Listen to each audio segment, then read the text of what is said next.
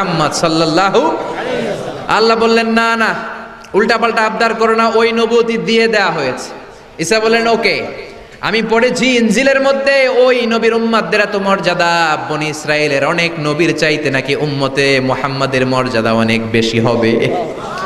আল্লাহ শেষ নবী আমাকে বানালেন না, ওকে, কিন্তু আমার উম্মতকে ওই উম্মত বানান। আল্লাহ বলেন নো, ওইটাও দেয়া হয়ে গেছে, পাবে কে? বিশ্বনবী পাবে। বিশ্বনবীর উম্মত আমরা হলাম উম্মতে মুহাম্মাদি। আমাদের মধ্য থেকে যারা আলেম হবে, হক্কানি আবেদ হবে, আল্লাহর ওলি হবে, বনি ইসরায়েলের অনেক নবীদের চাইতেও তাদের মর্যাদা বেশি হয়ে যাবে। সুবহানাল্লাহ। এবার উনি চোখের পানি ছেড়ে দিলেন। আল্লাহ দোয়া করলাম আমার শেষ নবী বানান, বানালেন না। দোয়া করলাম আখিরি উম্মত আমারে দেন, আমারে দিলেন না। এবার আমি দোয়া করি, এই দোয়া কিন্তু ফেলতে পারবেন না। আল্লাহ বললেন করো করো। সাইয়েদানা ঈসা বললেন আল্লাহ তাহলে আপনি আমাকে এই পৃথিবীর মধ্যে ওই নবীর উম্মত করে আরেকবার দুনিয়াতে পাঠানো লাগবে। সুবহানাল্লাহ। কবুল করে নিল কে?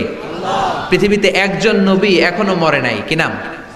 ঈসা আলাইহিস সালাম। উনি আসবেন ইমাম মাহাদির 7 বছর যখন হবে, তার গভর্নিং 7 বছর চলে যাওয়ার পরে আসবেন। ঈসা আলাইহিস সালাম যখন আসবেন, এসে দাজ্জালকে, অ্যান্টি ক্রাইস্টকে নিজ হাতে হত্যা করবেন। চিল্লায় বলেন ঠিক কিনা?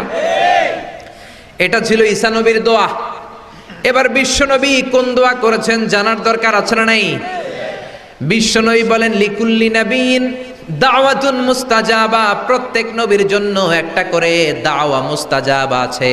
আলেম যারা আছেন তারা বুঝবেন, দাওয়া মুস্তাজাবা মানে এমন দোয়া যেটা কবুল হয়ে যায়। দোয়া করলেই, কথা বলেন, দোয়া করলেই কবুল। এরকম দোয়া রব্বুল আলামিন সব নবীকে একটা একটা করে দিয়েছেন। ওই দোয়াটা করলেই সেকেন্ডের মধ্যেই কবুল করে দেয় কে? আল্লাহ। সব নবী ওই দোয়া দুনিয়াতেই করে ফেলেছে। বিশ্বনবী বললেন লিকুল্লি নবীন দাওয়া মুস্তাজাবা। সব নবীর জন্য একটা স্পেশাল দোয়া আছে, দাও বিহা, যেই দোয়াটা নবীরা দুনিয়াতেই করে ফেলেছে। ওয়া ইন্নী আখতাবিউ দাওয়াতি শাফাআতান লি উম্মতি ইয়াউমাল কিয়ামাহ। আল্লাহু আকবার।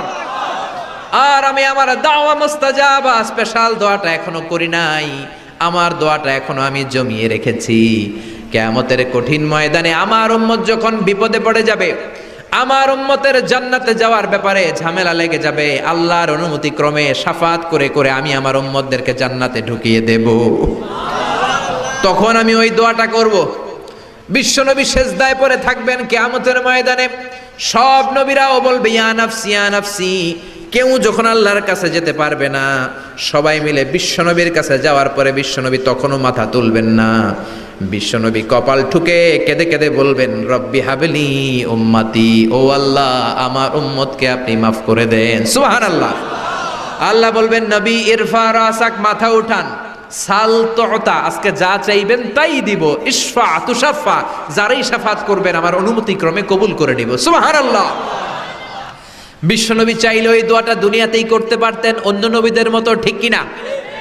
অন্য নবীরা যেমনি নিজেদের প্রয়োজনে ওই দোয়াটা দুনিয়াতেই করেছে, আমার নবীকে ওই রকম করেছে নাকি? তার মানে আমার নবীর আমাদের জন্য মায়া বেশি না কম? আমার জন্য রেখে দিয়েছেন ওই দোয়াটা, আপনার জন্য রেখে দিয়েছেন দোয়াটা, আমাদের জন্য দোয়াটা রেখে দিয়েছেন। আমরা যখন কিয়ামতের ময়দানে বিপদে পড়ে যাব, বিশ্বনবী দোয়া করে করে আমাদেরকে জান্নাতে ঢুকিয়ে দিবেন।